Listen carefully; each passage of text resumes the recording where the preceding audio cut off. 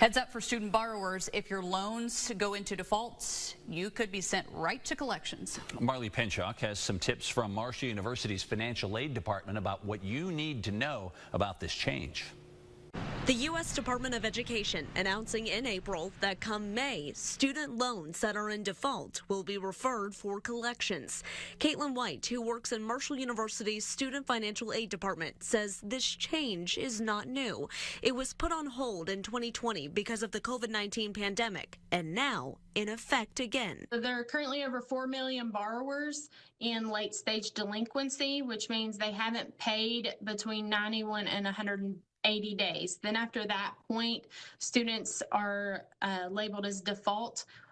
So they haven't made payments in over 360 days, and that's when they're sent to the collections. Once a student borrower is in collections, White says this has an impact when trying to apply for future aid. If the student is currently in default or in collections, we actually receive notification of those students when they're trying to enroll in the university, and they have to actually work with the collection agency and their borrower to get a letter stating that they're in a satisfactory payment arrangement before we can receive or process any federal aid for that student when they're trying to re-enroll. White says whether you are in collections or still in default, it's best not to wait and find a payment option that works best for you. There are different payment options.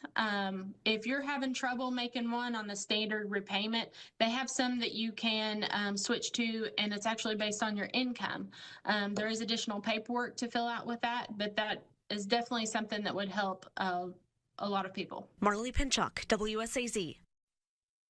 If you want to check your loan history and lender information, you can go to studentaid.gov, and we have that link for you in this story, which you can find on our website.